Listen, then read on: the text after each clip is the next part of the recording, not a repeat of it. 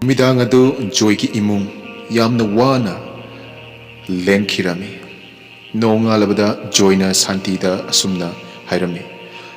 Santi sumai tawrisi aina maiba ma thiruragi. Ado maiba se aina khanbada ne. Aina jingnaba jaga amdi lay. Yamna maiba laygibane adugi jaga do. Minasu yamna khangnaba jaga ne maibagi maramdako.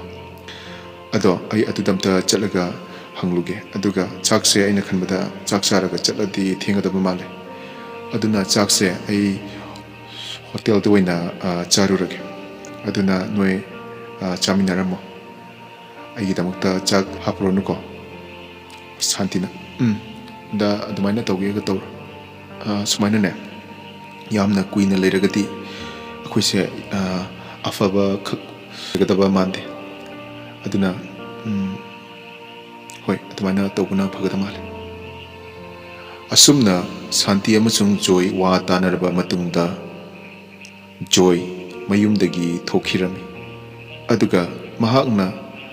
maiba yamna phawba layena thajaba lamaduda mahakna lakladuna asumna maiba thiraklami maduda lambida chatnamba nupa amada mahakna hangkhirami tada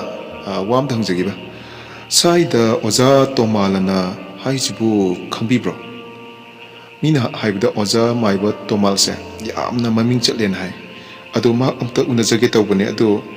maki yumsi wa amta takpiba yagadro somna khangbiragadi lambi chatlamba nupa aduna ibungo ashida uriba maangda uriba building ama sarise ashida changjalo asi changjalo magi sangai ne se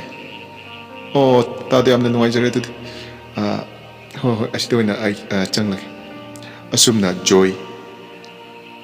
maiba tomalgi yumda changkhirami aduga mahakna asumna yumsibu mi laibibro yumsibu kana laige maduda maiba tomal kana oibirabano changjambiro kari wari tanajeba aigise sumai tawne oza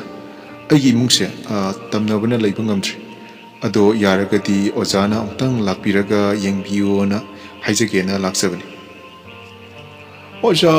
ngashidi ai lakshaba ngamjaroidri oza aisi puja amagi order laijaba aduna ai ngashidi lakshaba ngamjararoi ozagi laibamdo aingonda amta pibiramu iraga aduga aina hayeng hek lakchaba aduni fare oza adu ergadine ai sida iseramage ado hayeng se yaragati suksoi soidana lakpiro huimungse yamna khudong sadabamda leire haibadine astumbaga ngamdre haitare oza tamnawda loire aduna ozana ne amtang phanbiyo na ai samak laksarabani asumna Joy amasung maiba tomal wari sanarba matungda Joy mayumda lakhirami aduga mayumda mahakna asumna hairami priya rome nang suta aduga Santi nang sumuna tawse ai maiba to unarure maiba adugi maming tomal ko yamna maming chatpanen hai ado mase ngasidi puja ama leiba male aduna madugi thauramgi damakta chatkanian hai ado hayeng se ma suksoi soidana lakani aduna hayeng bauti koi wasu wana khalasiko maduda romen ba aidi amna sauni sigi yumpham sida leiriba phataba laise aidi hartok ning mama phawrabane magse miyobna hat yaraba suksoi soidana aina hatkani ma lema tharoidamne maza maibada tanaragane yam tuna mangkinaba tawgadabne Joy as romen taptagose nahawi begine nasada wakal fadaba ngamdabado adu tawgana laiga miga khoiga manaba yati akoido ina sokani makoidi sakti haibdo yauribane aduna ne se wazwana ꯍꯌꯦꯡꯃꯨꯛꯇꯪ ꯈꯥꯡꯂꯁꯦ ꯑꯗꯨꯒ ꯃꯥꯏꯕꯗꯨꯅ ꯀꯔꯤ ꯀꯝꯗꯧꯅ ꯁꯤꯒꯤ ꯐꯠꯇꯕ ꯂꯥꯏꯁꯦ ꯃꯥꯅ ꯇꯥꯟꯊꯣꯛꯈꯤꯕꯅꯣ ꯍꯥꯏꯕꯗꯣ ꯑꯩꯈꯣꯏ ꯃꯨꯟꯅ ꯌꯦꯡꯂꯁꯦ ꯐꯔꯦꯁꯦ ꯆꯥꯛ ꯆꯥꯅꯕ ꯇꯧꯁꯦ ꯑꯁꯨꯝꯅ ꯅꯨꯃꯤꯗꯥꯡꯒꯤ ꯆꯥꯛꯂꯦꯟ ꯑꯗꯨ ꯃꯈꯣꯏ ꯆꯥꯈꯤꯔꯝꯃꯤ ꯆꯥꯛ ꯆꯥꯕ ꯂꯣꯏꯔꯕꯗ ꯃꯁꯥ ꯃꯁꯥꯒꯤ ꯔꯨꯝꯗ ꯆꯪꯅꯗꯨꯅ ꯇꯨꯝꯈꯤꯔꯝꯃꯤ ꯑꯗꯨꯒ ꯁꯥꯟꯇꯤ ꯑꯃꯁꯨꯡ ꯖꯣꯏ ꯑꯁꯨꯝꯅ ꯋꯥꯔꯤ ꯁꯥꯟꯅꯔꯝꯃꯤ ꯖꯣꯏꯅ ꯁꯥꯟꯇꯤ ꯈꯪꯗ꯭ꯔꯦꯅꯦ ꯇꯧꯔꯤꯁꯦ ꯑꯉꯥꯡꯁꯤꯡꯁꯦ ꯇꯨꯝꯐꯝ ꯆꯥꯐꯝꯒ ꯑꯝꯇ ꯈꯪꯗ꯭ꯔꯕꯖꯥꯠꯅꯤꯗ ꯁꯥꯟꯇꯤꯅ ꯁꯦ ꯑꯗꯣ ꯇꯨꯝꯅꯕ ꯇꯧꯔꯁꯤꯗ ꯍꯌꯦꯡ ꯐꯔꯒꯅꯤꯗ ꯃꯃꯥꯏꯕꯗꯣ ꯂꯥꯛꯂꯒ ꯃꯥꯅ ꯊꯧ ꯇꯧꯔꯕ ꯃꯇꯨꯡꯗ ꯁꯨꯡꯁꯣꯏ ꯁꯣꯏꯗꯅ ꯐꯔꯒꯅꯤꯗ ꯁꯦ ꯇꯨꯝꯅꯕ ꯇꯧꯔꯁꯤ ꯑꯁꯨꯝꯅ ꯖꯣꯏ ꯑꯃꯁꯨꯡ ꯁꯥꯟꯇꯤꯗꯤ ꯇꯨꯝꯈꯤꯔꯝꯃꯤ ꯑꯗꯨꯒ Roman tumba yakiramde aduga mahakna asumna ngasigi thabalsi amna phagre ko thongnau sidagi yengma matamda kya da phajakrab mapalamda leingai dadi asigumba ingna phajaba thabalse yengi ga se phangidrami ko adadi mikhol mayamna as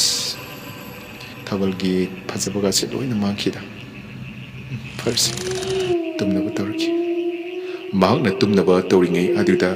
mi ama maki hek thong adugi manakta chatpagi makhol ama taraklami aduga romena ai kaino na kaino ai ni makholam taida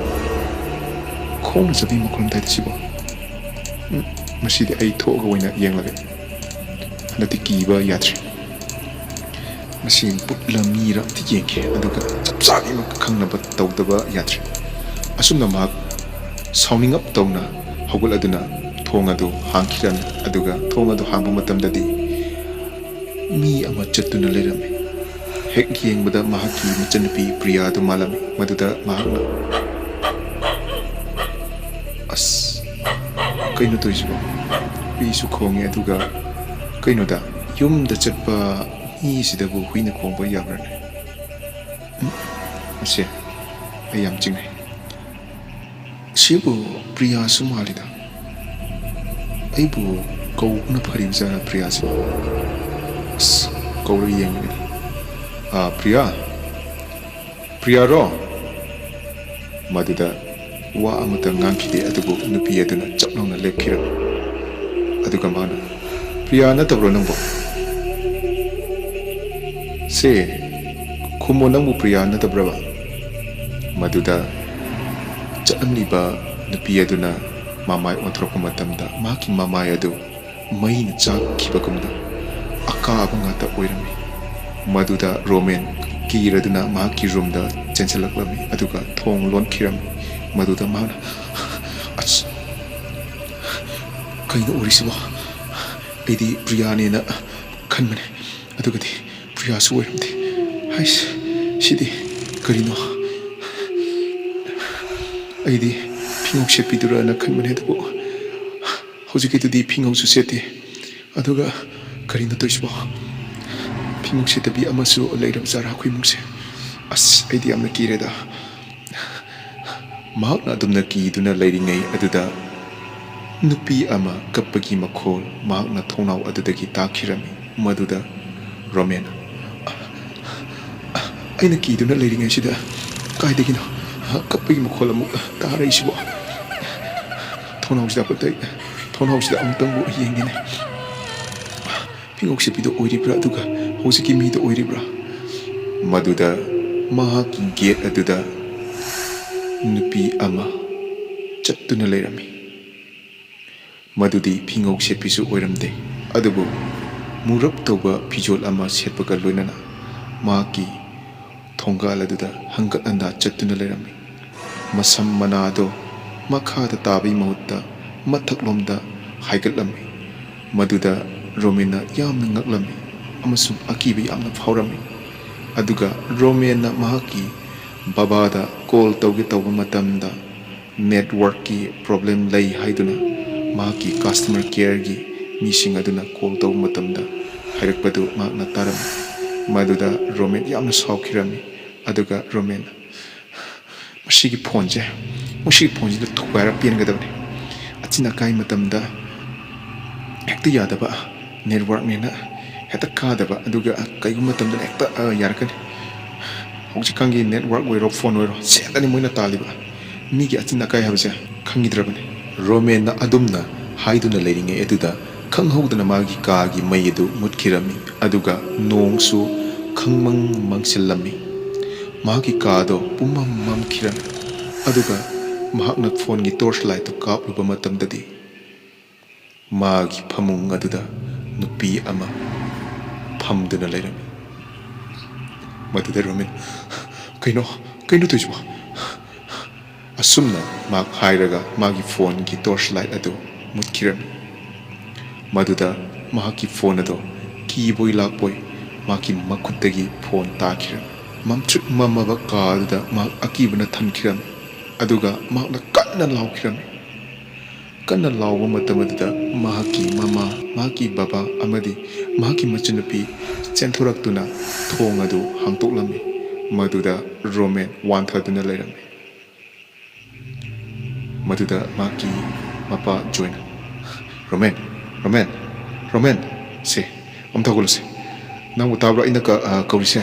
ꯑꯝꯇ ꯍꯧꯒꯠꯂꯁꯦ ꯁꯟꯇꯦ ꯏꯁꯤꯡ ꯈꯔ ꯄꯨꯔꯛꯁꯦ ꯔꯣꯃꯦꯟꯁꯦ ꯏꯁꯤꯡ ꯑꯝꯇ ꯊꯥꯁꯦ ꯃꯥ ꯋꯥꯟꯊꯈ꯭ꯔꯕ ꯃꯥꯜꯂꯦ ꯑꯁꯨꯝꯅ ꯏꯁꯤꯡ ꯊꯥꯗꯨꯅ ꯂꯩꯀꯠꯅꯔꯝꯃꯤ ꯑꯗꯨꯒ ꯔꯣꯃꯦꯟ ꯒ꯭ꯌꯥꯟ ꯈꯔ ꯂꯥꯛꯑꯝꯃꯤ ꯕꯥ ꯀꯩꯅꯣ ꯇꯧꯔꯝꯃꯤꯁꯤꯕꯣ ꯑꯁ ꯑꯩ ꯀꯩꯗꯧꯈ꯭ꯔꯒꯦ ꯅꯣꯏꯅ ꯁꯤꯗ ꯂꯣꯏꯅ ꯂꯥꯛꯇꯨꯅ ꯂꯩꯔꯝꯃꯤꯁꯤꯕꯣ ꯖꯣꯏꯅ ꯁꯦ ꯅꯪꯁꯦ ꯌꯥꯝ ꯀꯟꯅ ꯍꯧꯅꯅꯦ ꯂꯥꯎꯔꯛꯈꯤ ꯑꯗꯨꯗ ꯑꯩꯈꯣꯏꯁꯦ ꯆꯦꯟꯁꯤꯜꯂꯛꯄꯅꯤ ꯑꯗꯨꯗ ꯅꯪꯗꯤ ꯇꯥꯗꯨꯅ ꯂꯩꯔꯝꯃꯤꯁꯤꯗ ꯑꯗꯣ ꯁꯦꯡꯅ ꯍꯥꯏꯕꯁꯦ ꯕꯕꯥꯗ ꯀꯔꯝꯕ ꯅꯪꯅ ꯑꯀꯤꯕ ꯊꯦꯡꯅꯕꯗꯒꯤꯅꯣ ꯉꯁꯤ ꯇꯧꯔꯤꯕꯁꯦ ꯃꯗꯨꯗ ꯔꯣꯃꯦꯟ ꯕꯥ ꯈꯪꯗꯦꯗ ꯑꯩꯅ ꯊꯥꯕꯜꯁꯦ ꯐꯩꯌꯦꯅ ꯁꯨꯝ ꯌꯦꯡꯉꯝꯕꯅꯦ ꯑꯗꯨꯗꯒꯤ ꯑꯀꯤꯕ ꯌꯥꯝꯅ ꯎꯔꯛꯈꯤ ꯑꯗꯣ ꯑꯩꯈꯣꯏ ꯏꯃꯨꯡꯁꯤꯗ ꯐꯤꯉꯧ ꯁꯦꯠꯇꯕꯤ ꯂꯥꯏꯁꯨ ꯂꯩꯕ ꯃꯥꯜꯂꯦ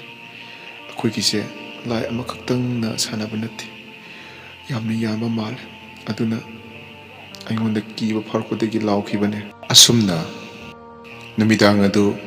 ꯃꯈꯣꯏ ꯑꯃꯨꯛꯁꯨ ꯋꯥꯅ ꯂꯦꯟꯈꯤꯔꯝꯃꯤ ꯅꯣꯡꯉꯥꯜꯂꯕꯗ ꯃꯥꯏꯕꯗꯨ ꯂꯥꯛꯂꯝꯃꯤ ꯑꯗꯨꯒ ꯃꯥꯏꯕꯗꯨꯅ ꯖꯣꯏ ꯅꯪ ꯑꯩꯅ ꯍꯥꯏꯕꯁꯦ ꯃꯨꯟꯅ ꯇꯥꯎꯀꯣ ꯅꯣꯏꯗ ꯂꯩꯔꯤꯕ ꯂꯥꯏ ꯐꯠꯇꯕꯁꯦ ꯌꯥꯝꯃꯤ ꯑꯃꯈꯛ ꯅꯠꯇꯦ ꯑꯗꯨꯒ ꯂꯥꯏꯁꯤꯡ ꯑꯁꯦ ꯑꯩꯅ ꯇꯧꯔꯤꯕ ꯊꯧ ꯑꯁꯤꯅ ꯐꯗꯤ ꯐꯈꯤꯒꯅꯤ ꯑꯗꯨꯕꯨ ꯇꯞꯅ ꯇꯞꯅ ꯐꯔꯛꯀꯅꯤ ꯃꯇꯝ ꯈꯔꯗꯤ ꯆꯪꯒꯅꯤ ꯑꯗꯨꯅ ꯅꯪ ꯌꯨꯝꯁꯦ ꯌꯣꯟꯊꯣꯛꯀꯦ ꯍꯥꯏꯕ꯭ꯔꯥ ꯅꯠꯇ꯭ꯔꯒꯅ ꯐꯕꯗꯨ ꯉꯥꯏꯒꯦ ꯍꯥꯏꯕ꯭ꯔꯥ ꯈꯜꯂꯨꯀꯣ ꯑꯗꯣ ꯊꯧꯁꯤꯗꯤ ꯑꯩꯅ ꯐꯖꯅ ꯇꯧꯈ꯭ꯔꯕꯅꯤ ꯑꯗꯨꯅ ꯋꯥꯅꯤꯡꯉꯥꯏꯗꯤ ꯂꯩꯇ꯭ꯔꯦꯗ ꯃꯇꯝ ꯈꯔ ꯂꯩꯔꯒ ꯑꯗꯨꯝ ꯃꯈꯣꯏ ꯃꯐꯝ ꯑꯁꯤꯗ ꯂꯩꯕ ꯉꯝꯂꯔꯣꯏ ꯌꯥꯝꯅ ꯁꯥꯊꯤꯕ ꯂꯥꯏꯅꯤ ꯅꯣꯏꯗ ꯇꯝꯅꯔꯤꯕ ꯑꯃꯗꯤ ꯅꯣꯏꯗ ꯀꯤꯍꯜꯂꯤꯕꯁꯦ ꯖꯣꯏꯅ ꯑꯣ ꯐꯔꯦ ꯑꯣꯖꯥ ꯑꯗꯨꯗꯤ ꯌꯨꯝꯁꯦ ꯌꯣꯟꯅꯕ ꯇꯧꯔꯒꯦ ꯑꯗꯨꯕꯨ ꯌꯨꯝꯁꯦ ꯂꯩꯗ꯭ꯔꯤ ꯐꯥꯎꯕꯗꯤꯅꯦ ꯑꯩꯈꯣꯏ ꯁꯤꯗ ꯂꯩꯔꯒꯦ ꯃꯇꯝ ꯈꯔ ꯑꯗꯨ ꯅꯠꯇ꯭ꯔꯒꯗꯤ ꯑꯩꯈꯣꯏꯁꯨ ꯍꯧꯖꯤꯛ ꯈꯨꯠꯇ ꯁꯦꯟ ꯂꯩꯇꯕꯅꯤꯅꯀꯣ ꯑꯃ ꯂꯩꯕ ꯍꯥꯏꯕꯁꯦ ꯌꯥꯝꯅ ꯋꯥꯕ ꯑꯃ ꯑꯣꯏ ꯑꯁꯨꯝꯅ ꯍꯥꯏꯅꯗꯨꯅ ꯃꯈꯣꯏ ꯃꯇꯝ ꯈꯔ ꯂꯩꯕ ꯇꯥꯈꯤꯔꯝꯃꯤ ꯃꯥꯏꯕ ꯑꯗꯨ ꯌꯨꯝꯗꯒꯤ ꯆꯠꯈꯤꯔꯝꯃꯤ ꯃꯍꯥꯛꯀꯤ ꯊꯧ ꯂꯣꯏꯔꯗꯨꯅ ꯑꯗꯨꯒ ꯅꯨꯃꯤꯗꯥꯡ ꯑꯃꯨꯛ ꯂꯥꯛꯂꯕꯗ ꯑꯁꯨꯝꯅ ꯄ꯭ꯔꯤꯌꯥꯅ ꯊꯦꯡꯅꯈꯤ ꯑꯁ ꯀꯔꯝ ꯀꯥꯟꯗꯅꯣꯅꯦ ꯑꯩꯈꯣꯏ ꯏꯃꯨꯡꯁꯤꯅ ꯏꯊ ꯇꯞꯊꯅ ꯂꯩꯔꯛꯀꯗꯕꯁꯦ ꯋꯥꯈꯜꯁꯦ ꯅꯨꯡꯉꯥꯏꯌꯦꯅ ꯂꯧꯗꯣꯏꯔꯥ ꯋꯥꯏꯌꯦꯅ ꯂꯧꯗꯣꯏꯔꯥ ꯈꯪꯗ꯭ꯔꯦ ꯃꯥꯏꯕꯗꯨꯅ ꯍꯥꯏꯕꯗꯣ ꯐꯔꯛꯀꯅꯤꯗꯤ ꯍꯥꯏꯕꯅꯤ ꯑꯗꯨꯒ ꯃꯇꯝ ꯈꯔꯁꯨ ꯆꯪꯒꯅꯤꯅ ꯍꯥꯏ ꯑꯁ ꯌꯥꯝ ꯂꯨꯈ꯭ꯔꯦꯗꯀꯣ ꯀꯥꯟꯅꯗꯦꯗ ꯑꯩ ꯇꯨꯝꯅꯕ ꯇꯧꯔꯒꯦ ꯑꯁꯨꯝꯅ ꯄ꯭ꯔꯤꯌꯥ ꯇꯨꯝꯅꯕ ꯇꯧꯔꯝꯃꯤ ꯑꯗꯨꯒ ꯃꯍꯥꯛꯅ ꯈꯒ ꯇꯨꯝꯊꯔꯛꯄ ꯃꯇꯝ ꯑꯗꯨꯗ ꯈꯪꯍꯧꯗꯅ ꯄꯦꯅꯥꯒꯤ ꯃꯈꯣꯜ ꯑꯃ ꯇꯥꯔꯛꯈꯤ ꯃꯗꯨꯗ ꯃꯍꯥꯛ ꯑꯁ ꯀꯥꯏꯗꯒꯤ ꯄꯦꯅꯥꯅꯣꯕ ꯊꯦꯡꯂꯀꯥꯟꯁꯤꯗ ꯇꯥꯔꯤꯁꯤꯕꯨ ꯌꯥꯝ ꯅꯛꯅꯁꯨ ꯇꯥꯏꯅꯤ ꯃꯁꯦ ꯃꯗꯨꯗ ꯃꯍꯥꯛꯅ ꯊꯣꯡꯅꯥꯎꯔꯣꯝꯗꯒꯤ ꯃꯈꯣꯜ ꯑꯗꯨ ꯃꯥꯜꯂꯤ ꯍꯥꯏꯗꯨꯅ ꯊꯣꯡꯅꯥꯎꯗꯨ ꯍꯥꯡꯇꯣꯛꯂꯒ ꯌꯦꯡꯂꯨꯕ ꯃꯇꯝꯗꯗꯤ ꯃꯥꯒꯤ ꯊꯣꯡꯒꯥꯜ ꯑꯗꯨꯗ ꯐꯤꯉꯧ ꯁꯦꯠꯄꯤ ꯑꯗꯨ ꯃꯥꯏꯕꯤ ꯖꯒꯣꯏ ꯁꯥꯗꯨꯅ ꯂꯩꯔꯝꯃꯤ꯫ ꯃꯗꯨꯗ ꯄ꯭ꯔꯤꯌꯥꯅ "ꯀꯔꯤꯅꯣ ꯇꯧꯔꯤꯁꯤꯕꯣ? ꯑꯁꯤꯕꯨ ꯐꯤꯉꯧ ꯁꯦꯠꯄꯤꯗꯨꯔꯥ? ꯅꯠꯇ꯭ꯔꯒꯅ ꯀꯩꯅꯣ ꯇꯧꯔꯤꯁꯤꯕꯣ? ꯃꯥꯏꯕꯤ ꯖꯒꯣꯏꯒꯤ ꯑꯗꯨꯃꯥꯏꯅ ꯁꯥꯔꯒ ꯂꯩꯁꯤꯕꯣ? ꯑꯁ ꯑꯩꯗꯤ ꯀꯤꯕꯅ ꯌꯥꯗ꯭ꯔꯦ ꯇꯧꯔꯤꯁꯦ꯫ ꯑꯁ